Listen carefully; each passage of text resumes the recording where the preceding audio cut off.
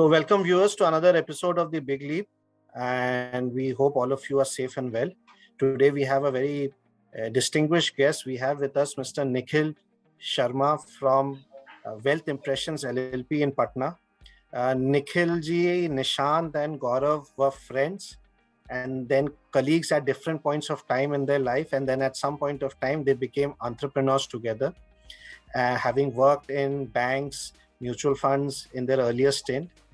They started Wealth Impression in 2010. So it's now an 11-year wealth management financial distribution entity with clients from all corporates, retired people, pilots, and a different varied set of professionals who are getting their investment solutions from Wealth Impressions.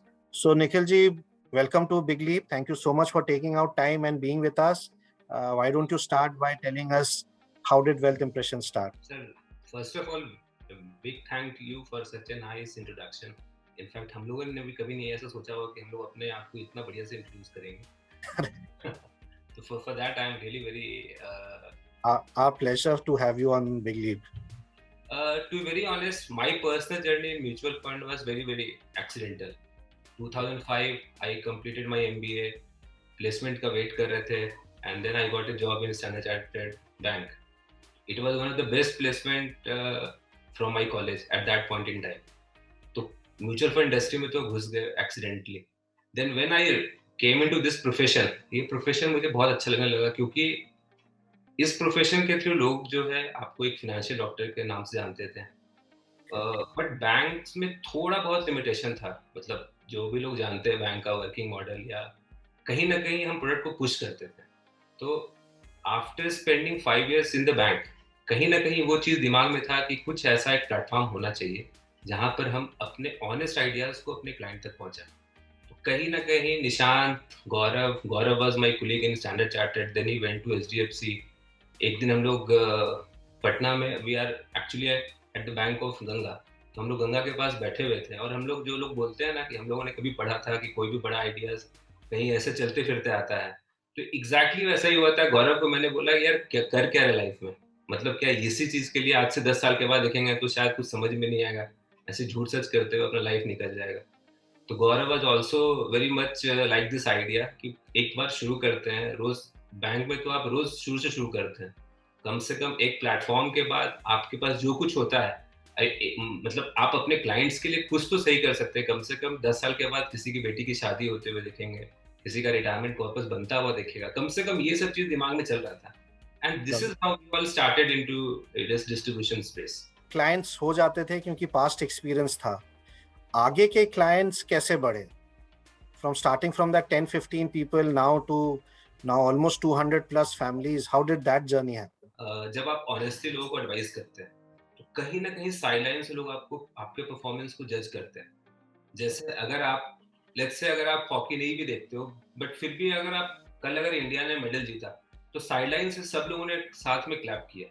तो similarly जब लोगों को आप advice करते हो और जब advice honest होता है, जैसे मैं हमेशा ग्रीड और फियर के बीच में लोगों को बोलता हूँ कि इससे बचो. मार्केट आज मार्केट में आपको फियरफुल होना चाहिए और 1 साल पहले मार्केट में आपको ग्रीडी होना चाहिए. और मैं अपने इस एडवाइजरी को एकदम अपने कोर में रखता हूँ.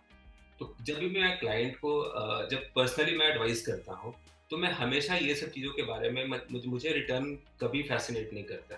टू वेरी ऑनेस्ट, मुझे हमेशा एसेट एलोकेशन, क्लाइंट का जो हम टारगेट रिटर्न चेस करने की बात कर रहे हैं, वो सब चीज़ फैसिनेट करता है. अगर मैं हमेशा अपने क्लाइंट को बोलता हूँ, अगर आपका काम एफडी से हो सकता है तो आपको रिस्क लेने की जरूरत नहीं है, बिकॉज आप अनसर्टेन इवेंट की तरफ भाग रहे हो, जबकि आपका इवेंट बिल्कुल सर्टेनली आपको होने वाला है.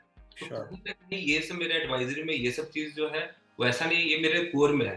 तो जब मैं ये एडवाइस करता था, इनफैक्ट जब आप बोल रहे हो कि मेरे लिए 15-20 क्लाइंट तो एकदम केक वॉक था हमारे लिए. Even first 50 client journey was very cake walk for us, very very cake walk. But उसके बाद जो है ना, क्लाइंट ने खुद, और हमारे यहाँ एक चीज़ है कि कभी हम लोग क्लाइंट को पुश नहीं करते हैं कि हमें क्या क्वांटम चाहिए. कभी ऐसा नहीं होता है कि हम क्लाइंट को फ़ोन करते हैं. क्लाइंट जनरली हमें फ़ोन करके बोलते हैं, भाई हमारे पास इतना पैसा आया, क्या करना. तो जब ये बेसिकली आप अर्न करते हो, ये कभी भी ऐसा नहीं होता है कि आप, मतलब क्लाइंट खुद से अगर आगे फ़ोन करता है कि I am getting this much of money, what to do, तो this is what you are earning in the society, and referral के थ्रू फिर लोग हमें जानने भी लगे अपने मार्केट में। देन ये कारवा बढ़ता गया। मतलब टू वेरी ऑनेस्ट, हम लोगों ने कभी ये नहीं सोचा कि ये कैसे बढ़ा है, ये ऑटोमेटिकली बढ़ा है। Okay, okay. तो जब क्लाइंट फोन करते हैं and they cross that path, how do you come to that position जहां पे क्लाइंट हैज दैट ट्रस्ट कि now you take the call, like you are getting the call, and how do you bring client to that position where he is able to have full trust on you कि whatever you decide I'll go with that? अभी जब मैं आपको एक 2016-17 के बारे में specially मैं मेंशन करता हूँ, उस समय वो मिड कैप का साल था। Yes. 16 से लेकर के beginning of 18 was full of mid cap year. और मिड कैप का जो जो मैं अभी बात कर रहा हूँ ग्रिड ऑफ फियर का, तो हर एक क्या होता है, जब आप 4 स्कीम क्लाइंट के पोर्टफोलियो में होता है, नेचुरली ह्यूमन बिहेवियर है कि 4 में से अगर जो सबसे अच्छा होता है ना, क्लाइंट को लगता है कि बचा हुआ 3 को इसी में डाल देते हैं। जबकि मेरा जो परसेप्शन है देखने का, वो ऐसा है कि ये महंगा हो गया, अब यहाँ से हम प्रॉफिट बुक करते हैं और हम जो सस्ता है वो खरीदते हैं। मतलब आप उसके एकदम बिहेवियर के अगेंस्ट बात कर रहे हो। तो जब क्लाइंट ऐसा, इनिशियली क्लाइंट बहुत रिलक्टेंट होते थे, अरे क्या बोल रहे हो, ये अच्छा नहीं कर रहा है, इससे पैसा निकाल कर, you are talking about something which is not doing well, which is doing well, उसका पैसा निकाल करके something which is not doing well. मैं हमेशा बोलता था this is cheaper, we are getting at a reasonable price, तो वो करते हैं क्लाइंट्स को। और जैसा मैंने भी आपको बताया कि क्लाइंट साइडलाइन में आपको आपके परफॉर्मेंस को जज करता है। वो मिड कैप में हम लोगों का कॉल था कि मिड कैप का जो बिहेवियर है ये पता नहीं कितना सस्टेन करेगा, और हम लोगों ने क्लाइंट्स को बोलना शुरू किया हम लोग मिड कैप से प्रॉफिट बुक करते हैं। तो कहीं ना कहीं एएमसी लेवल पर भी वो कॉल आ रहा था। अब आपको डाउनलाइनर होकर के समझना था कि क्या ये कॉल क्लाइंट बेसिस पे भी हो सकता है। वो हमने कॉल लिया, और 2018 के बाद हमारा बिजनेस बहुत ग्रो हुआ। सिमिलरली हमारा एसेट, हमारे यहाँ एसेट एलोकेशन बहुत स्ट्रिक्टली फॉलो होता है। जो 2020 का जो इनिशियल कोविड का जो फेज था, हमारे किसी क्लाइंट को ऐसा बहुत बड़ा सदमा नहीं लगा था कि बस मार्केट 50-30% ड्रॉप गिर गया है, और पोर्टफोलियो हमारा एकदम स्टेबल था। तो कहीं ना कहीं जो भी हम लोग अपना सिस्टम फॉलो करते हैं, तो उसका बेनिफिट हमें हमारे जो भी मार्केट अच्छा खराब दोनों टाइम पे मिला है। थोड़ा मेरे लिए अभी का मार्केट ज्यादा नुकसान वाला है, क्योंकि हमारा पूरा का पूरा 100% इक्विटी एलोकेशन होता नहीं है। हमारे यहाँ 70-30 वाला मॉडल, मतलब सबसे अग्रेसिव पोर्टफोलियो ये 70-30, उससे ऊपर मैं इक्विटी में जनरली, अगर उसके ऊपर क्लाइंट बोलता है मुझे इक्विटी चाहिए, तो मैं डिस्क्लेमर साइन करवाता हूँ, तो थोड़ा वो रिलक्टेंटली साइन करते हैं। हाँ, तो मेरा नेक्स्ट क्वेश्चन यही था कि जब आपने एक प्रोसेस डाला, एसेट एलोकेशन उसमें आ गया, then many times investors do not tend to stick to that plan, and 99% plans fail in the world. Right. So then how do you say no? How do you manage the client saying that he wants to do something but you know that it is not right for him to do at this point of time? How do you manage that situation? Sir asset allocation के लिए मैं आपको जो भी industry का best scheme होता है, client आज इंफॉर्मेशन इतना इजीली अवेलेबल है कि क्लाइंट हमेशा अच्छा और खराब स्कीम आपको वही समझाना शुरू कर देता है। That is the irony of this industry. But ठीक है, सबसे पहले मैं क्लाइंट को ये बोलता हूँ, आई एम नेवर, जैसा मैंने आपको बताया, I am not a big fan of the return, I am a big fan of the whether you are able to take the such kind of risk what this scheme is having. तो मैं हमेशा client को, जब भी client मुझे best fund के बारे में बात करता है, तो मैं उसका वर्स्ट परफॉर्मेंस वाला साल उनको समझाता हूँ कि आर यू, अपने दिल से पूछो कि क्या अगर आपका पोर्टफोलियो जितना परसेंट ये गिरा था वो साल में, क्योंकि मैं भगवान नहीं, मुझे नहीं पता ये साल नेक्स्ट ईयर आने वाला है या ये साल आप डालोगे और 2 दिन के अंदर आ जाए, तो कहीं ना कहीं वहीं पर आपको 90% आंसर मिल जाता है। और मेरे एसेट एलोकेशन का थ्योरी सिंपल है। मैंने जैसा अभी आपको बताया, मैं ग्रीड और फियर के बीच में क्लाइंट को हमेशा बोलता हूँ कि यहाँ पे ग्रीडी होना है और यहाँ पर फेयरफुल होना है। और ये पूरा का पूरा मेरा नहीं, ये पूरा बिहेवियर साइंस है फिनेंस का, जो मेरे द्वारा नहीं कि बड़े बड़े लोगों द्वारा लिखा हुआ वो सारा बुक्स है, वो उसका कोटेशन वगैरह मैं उनको भेजता रहता हूँ। I love a book called behavioural gap, मेरे लिए वो सबसे मेरा बाइबल है। कहीं भी क्लाइंट बोलता है कि मुझे ये चीज अच्छा लग रहा है, मैं उसका 2-3 लाइन को पढ़ के सुना देता हूँ। अगर अभी भी अच्छा लग रहा है तो आपकी कॉल है। और मैं एसेट एलोकेशन पे बिल्कुल, अगर कोई क्लाइंट डिबेट करने की कोशिश करता है, मैं डिस्क्लेमर लेता हूँ और फिर सुनता भी नहीं हूँ कि भाई मेरी गलती से। अभी जैसे लास्ट ईयर क्या हुआ, लोगों को बहुत डर था। Still I remember, I met one of my biggest client, उनको पता नहीं क्या हो गया, his son is in US, और कोविड क्योंकि शुरू में तो कोविड समझ में नहीं आया, all of a sudden market was also very erratically behave, लगा कि पता नहीं दुनिया खत्म हो जाएगी, क्या हो जाएगा, I don't know. Then he called me and said, Nikhil, I am finding it very difficult to be in equity. तो I said, ठीक है sir, we were only 50-50. I said, ठीक है सर, थोड़ा कम कर लेते हैं. He wanted to get rid of all equity, which he did on 23rd of March. I still remember 23rd of March 2020. Sir believe me, उस दिन मैंने अपनी वाइफ को बोला कि पता नहीं कुछ अच्छा नहीं लग रहा. Because I really, मतलब कोई भी पोर्टफोलियो अगर मैं मैनेज करता हूँ ना, तो लगता है as if it is my money. Yes. If it is not being, if somebody is not making money, मुझे लगता है क्या गलती हुई मुझसे. And he redeemed that amount. He didn't redeem, he switched that amount into overnight fund. Sir 6 महीने के बाद वो क्लाइंट ने मुझे फिर बोला कि now I am very much comfortable in equity.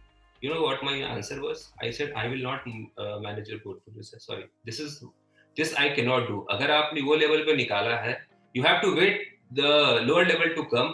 तब मैं अपने आपके और मेरे डिसीजन को जस्टिफाई करूंगा. फिर उन्होंने बोला नहीं गलती हो गई, असेट लोकेशन नहीं फॉलो किया. सर गलती एक बार, that is a costly mistake.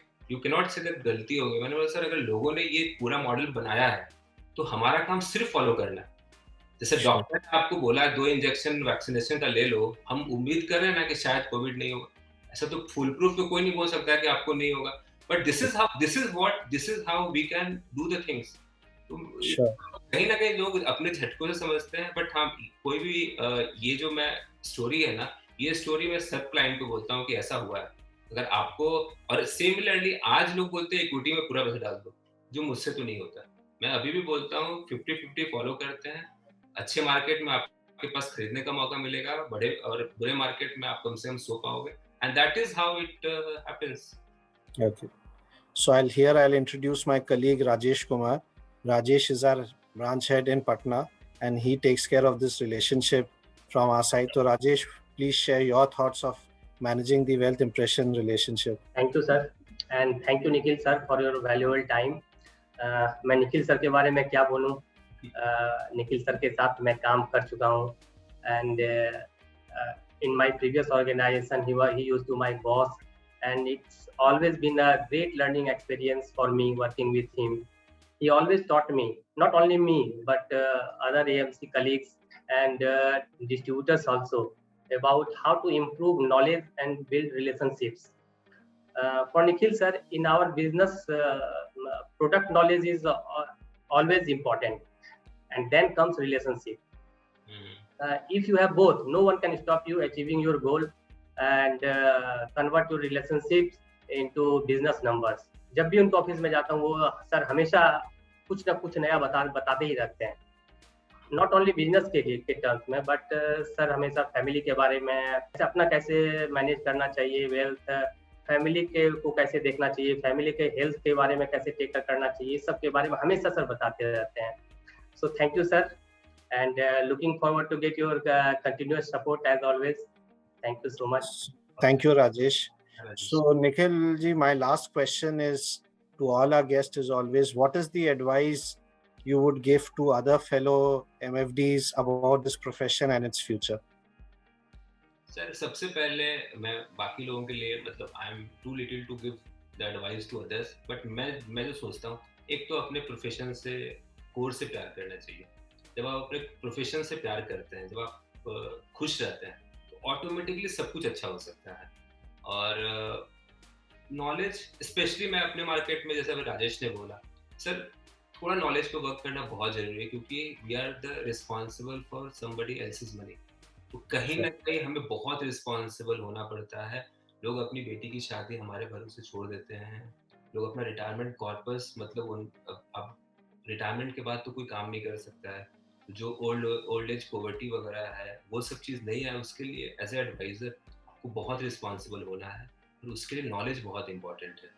अगर आपने 5 साल पहले डेट में 8% के हिसाब से प्लानिंग करी है, तो कहीं ना कहीं आपको रियलिस्टिक भी होना पड़ता है. तो कहीं आपने कुछ बना दिया, छोड़ दिया, और एएमसी के भरोसे आप बैठ गए, तो कहीं ना कहीं आप एक बहुत बड़े अपने क्लाइंट को, जो you have to behave it very responsibly, and उसकी knowledge is very important.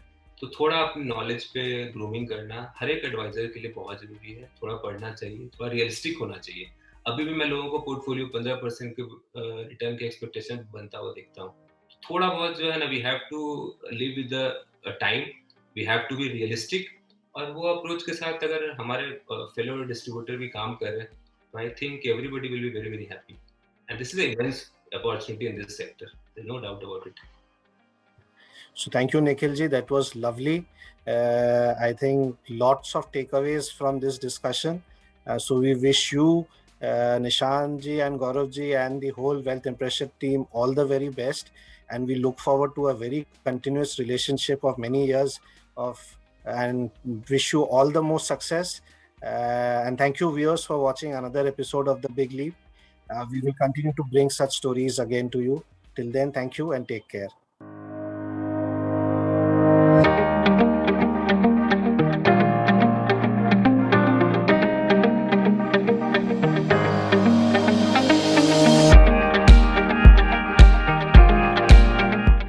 Mutual fund investments are subject to market risks.